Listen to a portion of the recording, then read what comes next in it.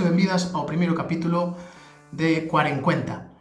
Ven sendo, pois eso, unha especie de programa no que vos estades aí para comentarnos que cousas estades aprendendo da cuarentena e que cousas estades valorando que nunca tuverades en conta, e cousas así, experiencias. Era para intentar, pois non sei, abrirnos os ollos a outra xente que está así como un pouco agobiada ou simplemente para divertirnos un chisco.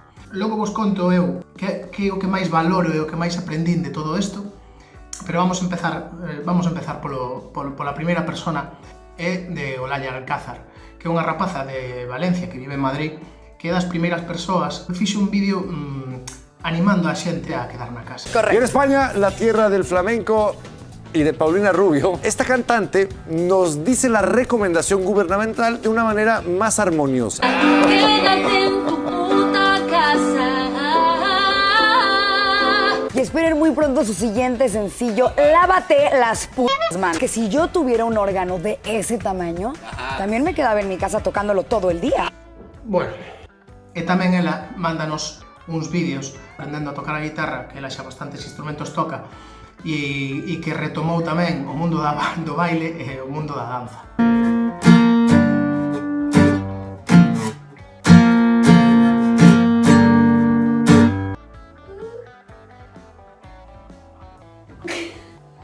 Logo tamén temos xente como Marta ou como Auri que nos manda vídeos como estes, pois preparándose físicamente para facer calquera tipo de exercicio.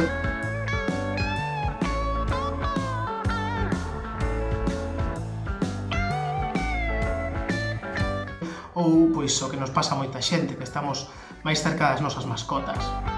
Bueno, Lola, ¿y tú cómo llevas el confinamiento? Tamén recibimos un vídeo de xente en cuarentena que botan moitas horas con lápices de cores e rotos de cores facendo debuxos como este. A verdade é que nós nesta casa o que estamos aproveitando é usar todos eses calcetins que te regalan por Nadal. E ademais o que estamos aproveitando é para colorear todos os libros que nos regalaron tamén por eses maravillosos Nadal. Aquí nesta casa hai varios tipos. Hai outros que motivan moito máis, como son estos, tan coloridos e tan directos, que nós lle queremos mandar como mensaxe ao noso querido coronavirus.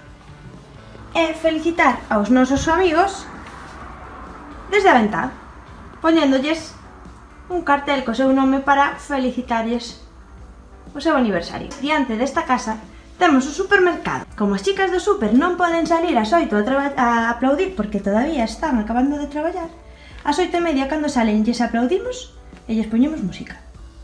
E falando de colorear, unha tenda online moi próxima a nós está tamén facendo unha pequena proposta e de debuxos para colorear. Son bastante chulos e pouco a pouco están sacando diferentes debuxos para que os imprimades e os podades colorear na vosa casa cos vosos nenos ou vos tamén. Gema mandounos uns vídeos falando pois das súas diferentes fases do confinamento, ou seja, como empezou co mundo da limpeza. Hai tantas actividades que me gustan que non me chegan as horas do día para todo o que quero. A primeira semana de cuarentena eu adiqueina principalmente a facer unha limpeza profunda do fogar. No meu caso, estou convencida que me dou como unha especie de síndrome do nido, que lle chaman, que é unha conducta que teñen as mulleres embarazadas días antes de dar a luz, non? Me dou por desbaratinas, así, unhas obras, os móveis, pantalos, desobrigados, sondeio, non tardo, bueno, esa limpeza case compulsiva foi para min como un método para afrontar a ansiedade que me produciu. Esa limpeza profunda do fogar pois me aportou tranquilidade, calma e confianza en mí mesma. Como intentou manter as súas rutinas para non descolocarse mentalmente, que seguro que moitos de vos facedes rutinas e moitos de vos desfacedelas todas, que como é o meu caso, e tamén cantidade de cousas ás que dedica o seu tempo. Estes días tiven tempo a dedicar á lectura de libros que tiña pendente acabar, a pintura, tempo a elaborar novas receitas, coidei das miñas plantas, a elaborar as miñas propias mascarillas para o pelo, para a cara, a escoitar boa música, a facer deporte, a facer sesións de yoga, videochamadas aos meus queridos afillados. Tamén tiven tempo a reflexión, a meditación e relaxación.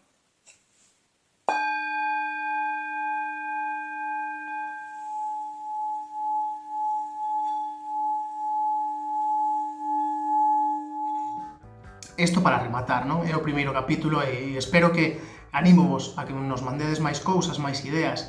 Eu, pola miña parte, o que máis valoro e o que máis me sorprendeu foi que aprendín a cociñar a lume lento.